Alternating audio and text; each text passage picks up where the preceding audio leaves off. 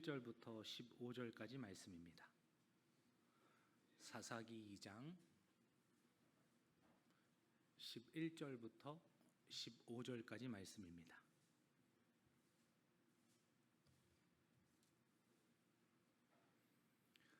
다 찾으셨으면 함께 합독하기를 원합니다. 사사기 2장 11절부터 15절까지 말씀입니다. 함께 읽습니다. 이스라엘 자손이 여호와의 목전에 악을 행하여 바알들을 섬기며 애굽 땅에서 그들을 인도하여 내신 그들의 조상들의 하나님 여호와를 버리고 다른 신들 곧 그들의 주위에 있는 백성의 신들을 따라 그들에게 절하여 여호와를 진노하시게 하였으되 곧 그들이 여호와를 버리고 바알과 아스다롯을 섬겼으므로 여호와께서 이스라엘에게 진노하사 노략하는 자의 손에 넘겨주사 그들이 노략을 당하게 하시며 또 주위에 있는 모든 대적의 손에 팔아 넘기심에 그들이 다시는 대적을 당하지 못하였으며 그들이 어디로 가든지 여호와의 손이 그들에게 재앙을 내리시니 곧 여호와께서 말씀하신 것과 같고 여호와께서 그들에게 맹세하신 것과 같아서 그들의 괴로움이 심하였더라. 아멘. 이어서 우리 황윤구 장로님 가족 나오셔서 특송 다음 주로 조금 더 연습하셔서 다음 주에 하시도록 하겠습니다. 오늘 우리는 이스라엘 백성의 실패라는 제목으로 말씀을 전하고자 합니다. 우리 모두는 늘 실패를 경험하면서 살아갑니다. 어릴 때부터 경험을 하죠. 나오는 순간부터 젓가락질을 하고 또 걷는 그 모든 순간까지 실패의 연속이지 않겠습니까? 우리는 학창 시절을 통해서도 끊임없는 시험과 테스트들을 거쳐 옵니다. 직장에서도 미션이 주어지죠. 그러한 모든 일들을 잘 감당할 때에 결과가 좋으면 좋겠지만 때로는 낙제를 당하기도 하고 또 당락의 여부에 따라서 실패를 맛보기도 합니다. 직장 생활을 하면 더 치열하죠. 성과로 바로 귀결되는 것이 그 결과가 아닙니까? 그 여하에 따라서 우리는 실패한다, 실패하지 않았다 이렇게 판단을 합니다.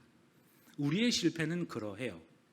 그러나 하나님이 보시는 실패는 다릅니다. 오늘 말씀은 이스라엘 백성의 삶에서 무엇이 실패였는지, 그리고 그 실패한 이스라엘 백성들에게 하나님의 징계가 어떻게 사랑으로 다가오고 있는지 우리에게 가르쳐 주신다는 거죠. 이스라엘의 실패는 하나님을 버리고 다른 것을 하나님처럼 섬긴 것에서부터 시작하였습니다. 오늘 말씀을 대하시는 성도 여러분, 혹시라도 내가 하나님보다 더 다른 것을 사랑하고 있는 그 시작점에 있다면 오늘 말씀을 통하여서 다시 하나님께로 돌이키고 원점을 회복하시는 그러한 은혜와 축복이 있기를 주님의 이름으로 간절히 축원합니다. 오늘 11절 말씀을 함께 다시 읽습니다. 이스라엘 자손이 여호와의 목전에 악을 행하여 바알들을 섬기며.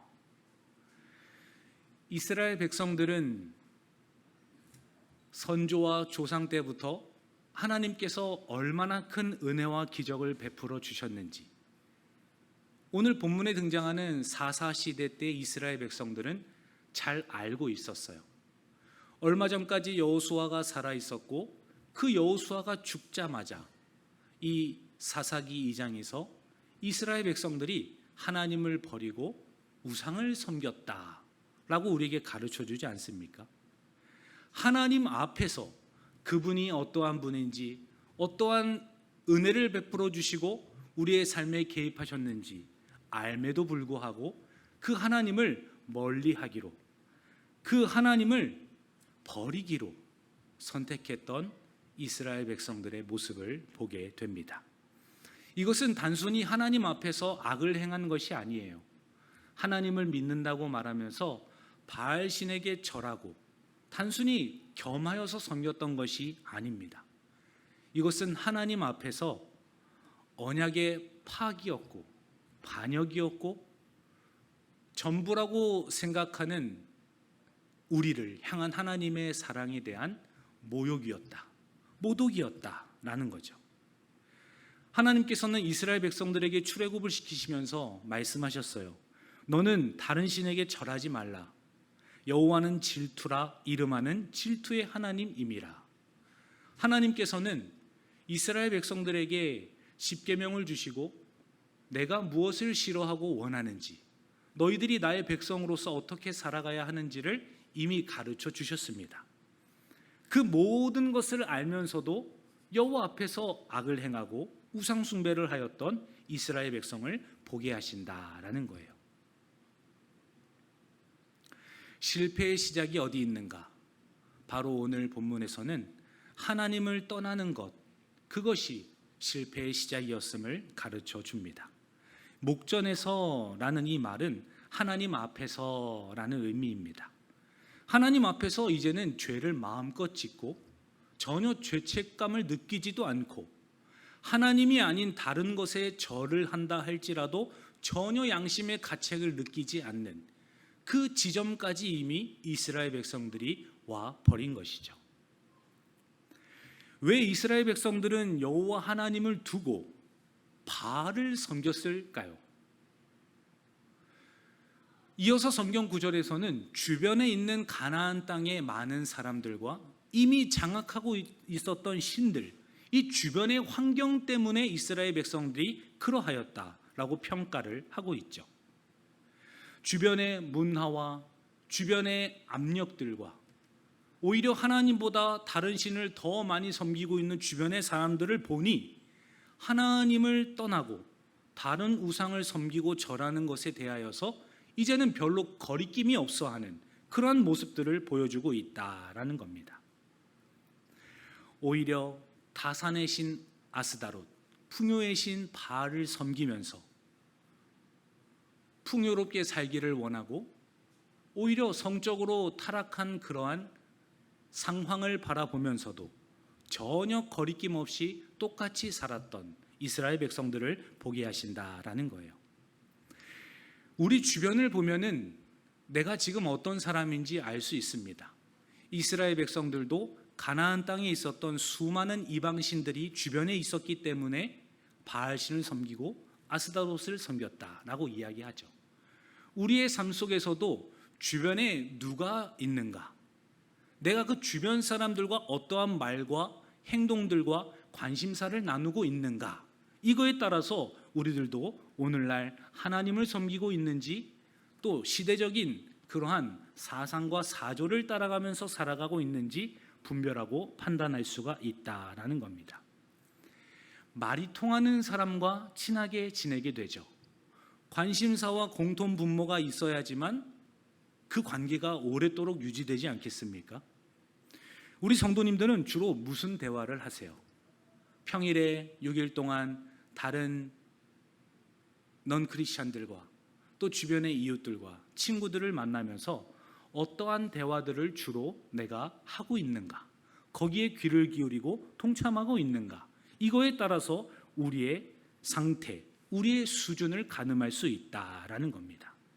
주변의 사람과 문화가 나라는 사람을 만들어 가기 때문이죠. 사랑하는 성도 여러분, 돌아오는 한 주는 만나는 사람들이 누군지를 자세히 살펴보십시오. 그리고 가능하다면 말과 사람을 가리시고 주변을 갖고 가시는 우리 광문의 성도님들 되시기를 주님의 이름으로 간절히 축원합니다. 바로 그것이 이스라엘 백성들의 실패의 시작이었기 때문이에요. 하나님께서는 가나안 땅에 들어가거들랑 진멸하여라, 말살하여라 라고 분명히 말씀하셨죠.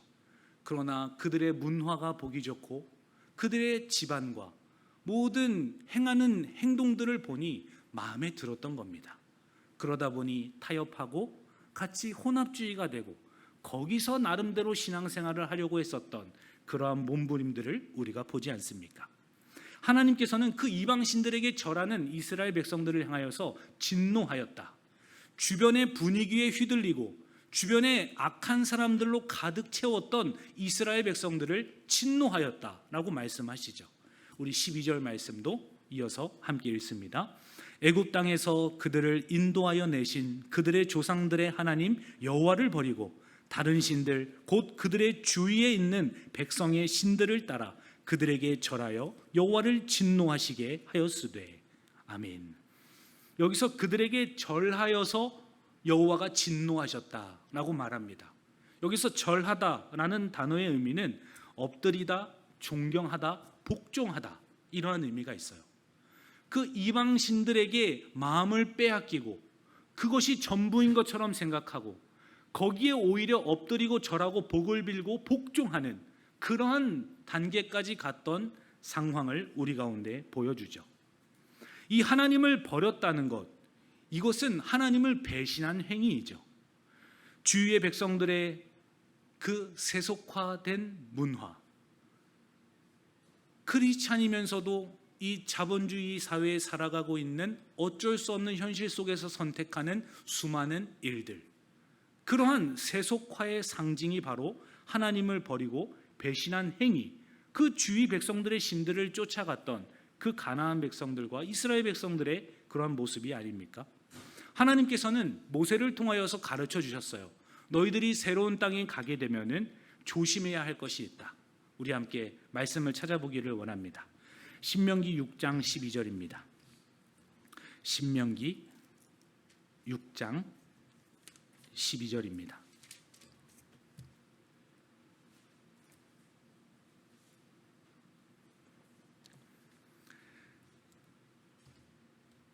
신명기 6장 12절 함께 읽습니다. 너는 조심하여 너를 애굽 땅 종 되었던 집에서 인도하여 내신 여호와를 잊지 말고. 하나님께서 가르쳐 주셨던 그 가르침, 그 단 한 가지는 너희들이 조심해야 할 것이 있는데 바로 여호와 나를 잊지 말아다오. 너희를 구원하고 열재앙을 일으키고 노예의 삶으로부터 너희를 자유와 해방인의 자리로 인도한 나 여호와를 잊지 않기를, 그것을 가장 조심하기를 원한다. 하나님께서 가르쳐 주셨죠. 그러나 이스라엘 백성들은 그런 여호와 하나님을 잊어버리고 그 가나안 땅에 있는 신들을 섬기는 모습을 보게 됩니다. 하나님을 떠나는 것이 실패의 시작이었다면 하나님을 기억하지 않는 것, 그분의 영광과 그분의 구원과 그분의 이름을 잊어버리는 것, 기억하지 않는 것, 그것이 바로 우상숭배로 가는 지름길이다라는 겁니다. 하나님을 떠난 자가 무엇을 선택하겠습니까? 하나님이 아닌 다른 우상을 선택할 수밖에 없겠죠. 바로 하나님을 기억하지 않는 그 순간, 하나님의 구원 역사를 더 이상 상기하지 않는 그 상태, 그때가 바로 우상의 숭배의 자리다라는 겁니다. 하나님의 백성들은 하나님의 언약의 말씀, 그분의 구원의 역사를 날마다 마음속에 간직하고 스스로에게 구원을 선포하셔야 돼요. 복음을 날마다 외치고 나에게도 날마다 예수 그리스도가 필요하다는 것을 본인에게 설득을 시켜야 한다라는 겁니다. 그러나 오늘을 살아가고 있는 우리 성도들은 어떠합니까? 진짜 나에게 예수가 필요한가?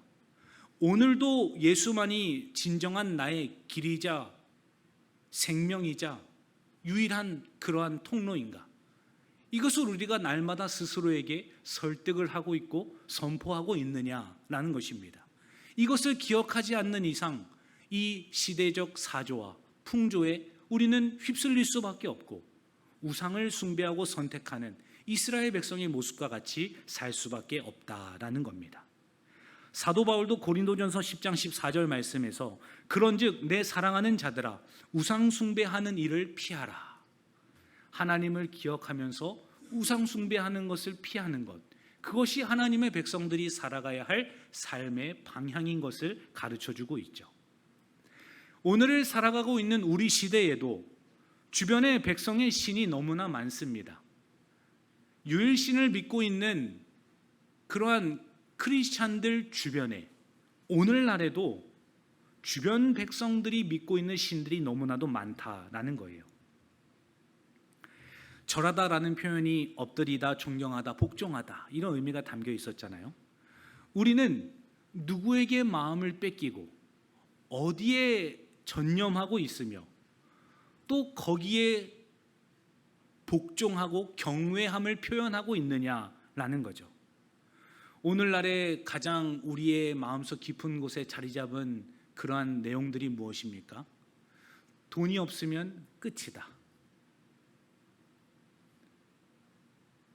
돈이 없으면 자식들도 무시하고 친구들도 떠나고 주변 사람들도 나를 무시할 것이다.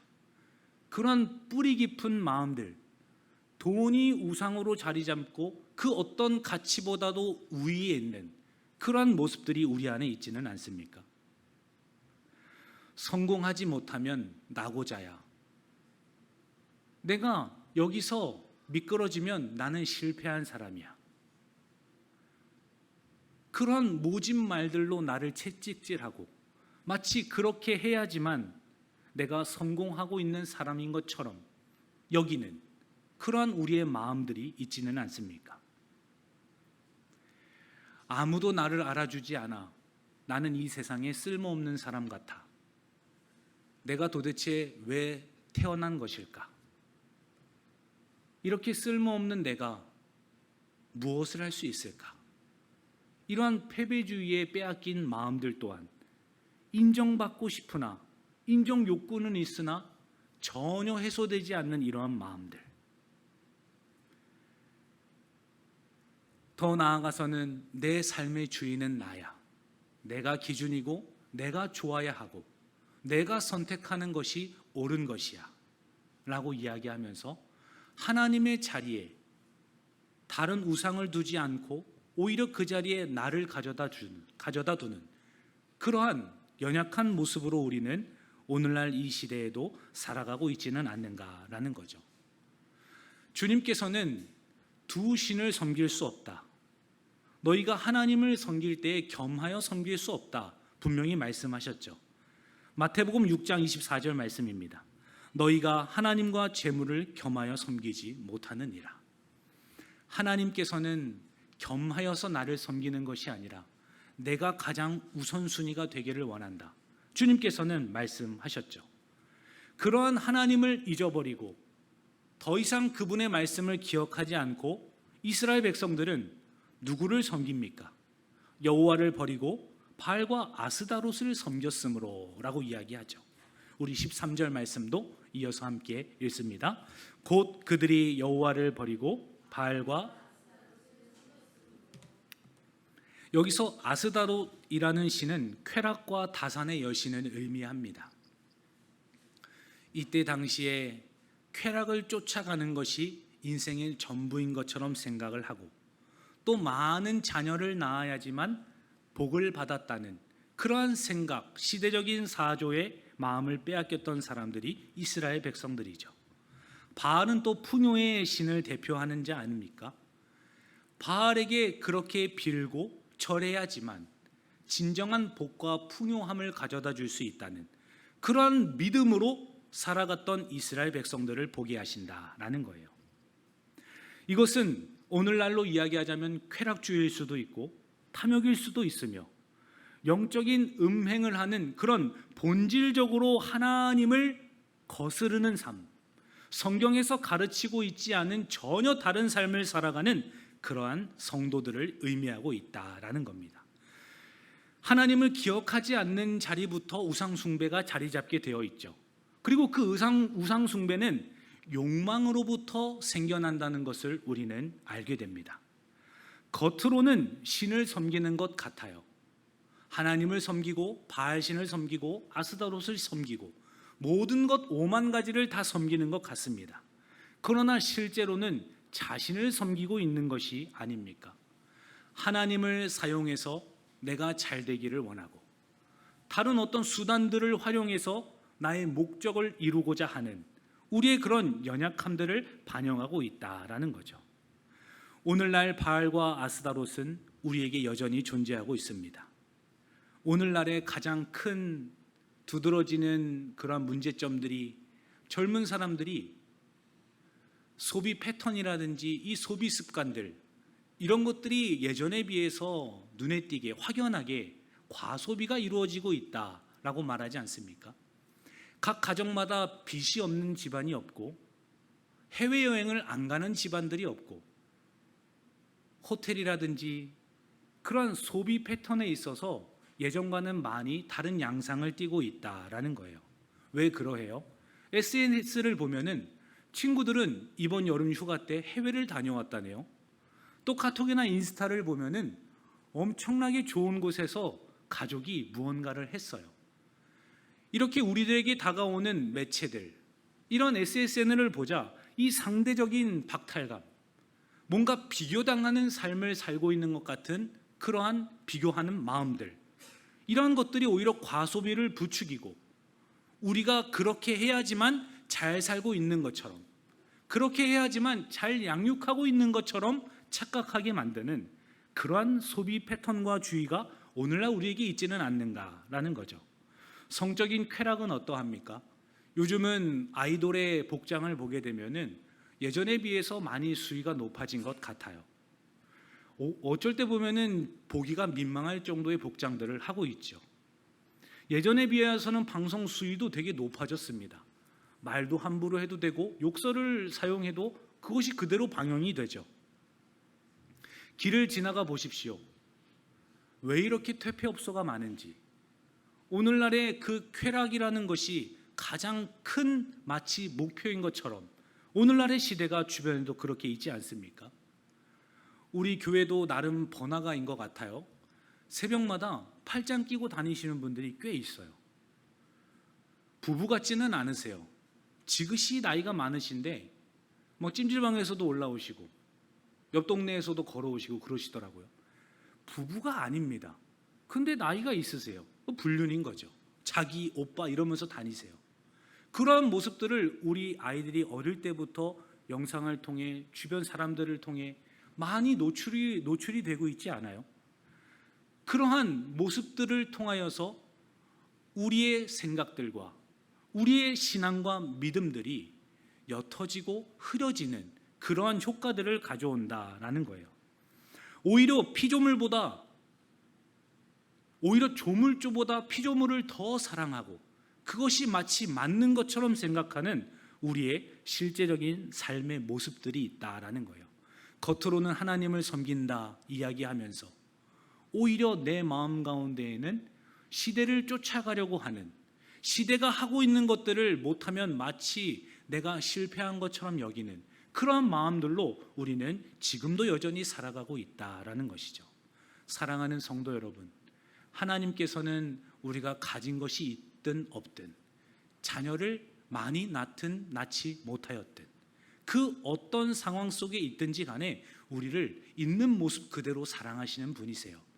그러므로 다른 사람의 눈을 의식하면서, 다른 사람들의 시선을 의식하면서 살아가는 것이 아니라 하나님께 초점을 두고 그분을 날마다 기억하시고 본인에게 복음을 선포하시는 우리 광문교회 성도님 되시기를 주님의 이름으로 간절히 축원합니다. 그러한 자들이 하나님께서 찾으시는 사람이고 원하시는 사람인 것을 가르쳐 주세요. 그럼에도 불구하고 그렇게 하지 않는 이스라엘 백성들, 하나님께서는 노략질하는 자들의 손에 넘겨주겠다, 내가 모든 대적들의 손에 넘겨버리겠다, 하나님께서는 징계를 말씀하고 계세요. 이어서 14절과 15절 말씀도 우리 함께 읽습니다. 여호와께서 이스라엘에게 진노하사 노략하는 자의 손에 넘겨주사 그들이 노략을 당하게 하시며 또 주위에 있는 모든 대적의 손에 팔아 넘기심에 그들이 다시는 대적을 당하지 못하였으며 그들이 어디로 가든지 여호와의 손이 그들에게 재앙을 내리시니 곧 여호와께서 말씀하신 것과 같고 여호와께서 그들에게 맹세하신 것과 같아서 그들의 괴로움이 심하였더라. 아멘. 진노하시는 하나님께서는 그냥 내버려 두시죠. 그냥 넘겨버리십니다. 오히려 그것이 잘못인지도 모르는 상태로 하나님께서는 방치하시는 것을 보게 하지 않습니까? 로마서 1장 24절 말씀에서도 그러므로 하나님께서 그들의 마음을 정욕대로 더러움에 내버려 두사 그들의 몸을 서로 욕되게 하게 하셨으니, 계속해서 하나님의 징계에도 불구하고 하나님의 말씀에도 불구하고 우상을 섬기고 쾌락을 쫓아 살아가고 세속적인 문화의 발을 빼지 못하고 있는 그러한 주님의 사람들을 향하여서 그냥 그 더러움에 내버려 두셔서 서로의 몸을 욕되게 하셨다. 하나님께서 가르쳐 주시죠. 로마서 1장 28절 말씀에서는 또한 그들이 마음에 하나님 두기를 싫어하며 하나님께서 그들을 그 상실한 마음대로 내버려 두사 합당하지 못한 일을 하게 하셨으니, 하나님께서 넘겨주시고 그냥 방치하고 내버려 두시겠다는 거예요. 그것이 얼마나 무서운 심판이고 하나님의 징계입니까? 그것을 알게 하시는 것이 얼마나 하나님의 은혜인지 몰라요. 내가 너희들을 넘겨줄 거야, 노략질하는 자들의 손에 너희를 넘겨버릴 거야, 하나님께서 말씀하시죠. 이것은 진짜 그렇게 하겠다고 말씀하시는 하나님의 선언이기도 하고 그 하나님의 심판과 징계의 말씀을 듣고 돌이키기를 원하시는 하나님의 사랑의 손길이기도 하다라는 거예요. 하나님의 진노는 화만 내시는 감정이 아니에요. 너 잘못했지? 너 한번 혼나봐라. 이러한 무자비한 감정만 가지고 있는 형벌이 아니죠. 오히려 하나님의 공의로운 반응이고 하나님의 격려이고 하나님의 사랑의 손길이라는 것을 우리는 기억해야 합니다. 하나님께서는 불순종하는 자들을 통하여서 내가 징계하겠다라고 말씀하세요. 하나님을 거역하면은 대적에게 패합니다. 그러나 그러한 징계가 하나님의 사랑이라는 손길을 기억하면서 주님께 돌아오는 자, 바로 그러한 자들이 하나님의 긍휼을 입는 자들이 아닙니까? 하나님의 징계에는 유익이 있어요. 하나님께서 지금 나로 하여금 이러한 환경을 허락하신 것은 나에게 죄를 깨닫게 하시 위함이구나. 내가 하나님께 돌이키도록 말씀을 통해서 주변의 환경들을 통해서 깨닫게 하시는구나. 오히려 하나님만을 의지하게 하시는구나 라고 단마음으로 하나님의 징계를 받아들이면 그것은 복된 것입니다. 히브리서 12장 11절 말씀에서도 징계는 후에 의와 평강의 열매를 맺느니라. 징계가 징계인지 아는 자들은 징계 후에는 의와 평강의 열매로 하나님 앞에 나오게 됩니다. 그러나 징계가 징계인지 모르는 자들은 멸망의 길로 나아갈 뿐이지 않겠습니까? 하나님의 징계는 어디로 가든지 누구를 만나든지 하나님의 손이 막으시겠다라고 15절에서도 말씀하시죠. 우리가 깨달을 때까지 하나님께서는 하나님의 사람들을 절대 포기하지 않으세요. 여호와의 손이 그들에게 재앙을 내리시기까지 그 백성들이 돌아오기를 하나님께서 원하시죠. 얼마나 하나님의 재앙이 많으면 오죽하면 괴로움이 심하였더라 라고 15절에서 말씀하지 않습니까? 하나님께서는 회개와 이 하나님에 대한 신실한 약속, 이것을 꼭 잊지 않기를 원하는 마음으로 우리에게 징계도 또한 허락하신다라는 거예요. 욥도 이러한 고백을 하였어요. 하나님께 징계를 받는 자에게는 복이 있나니, 내가 잘못된 길로 가고 있을 때, 내가 주변 환경과 사람들에게 휘둘리고 있을 때, 시대적인 그러한 거짓말에 내가 속아 넘어가서 살아가고 있을 때 하나님께서 나를 징계하시는 것이 복이구나. 이후에 다시 하나님께 돌이키게 하셔서 의와 평강의 열매를 맺게 하시고자 하나님께서는 나의 마음을 이렇게 완악하게 하시는구나. 이러한 은혜들을 우리로 하여금 깨닫게 하신다라는 겁니다. 그러므로 사랑하는 성도 여러분, 돌아오는 한 주도 우리는 복음을 희미하게 그리고 하나님을 기억하지 않는 수많은 삶을 살아갈 거예요. 그러다 보면 우리의 마음이 완악해지고 마음이 강팍해지고 사랑이 없이 말하고 행동하는 우리의 모습을 보게 될 것입니다.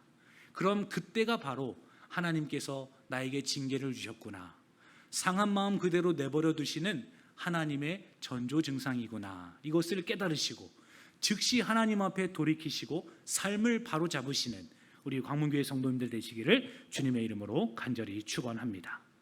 하나님께서는 우리를 반드시 포기하지 않으세요.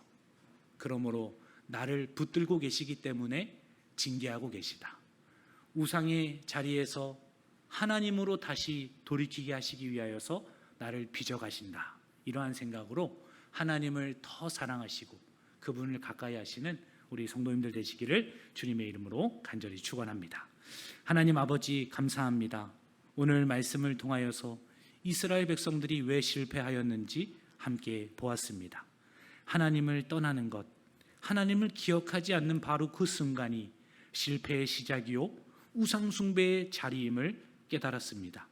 돌아오는 한 주도 주변의 문화와 사람들에게 휩쓸리지 않도록 도와주시고 오히려 복음으로 당당히 맞서고 스스로를 위로하고 설득할 수 있도록 하나님 아버지께서 지혜와 힘과 능력을 더하여 주시옵소서.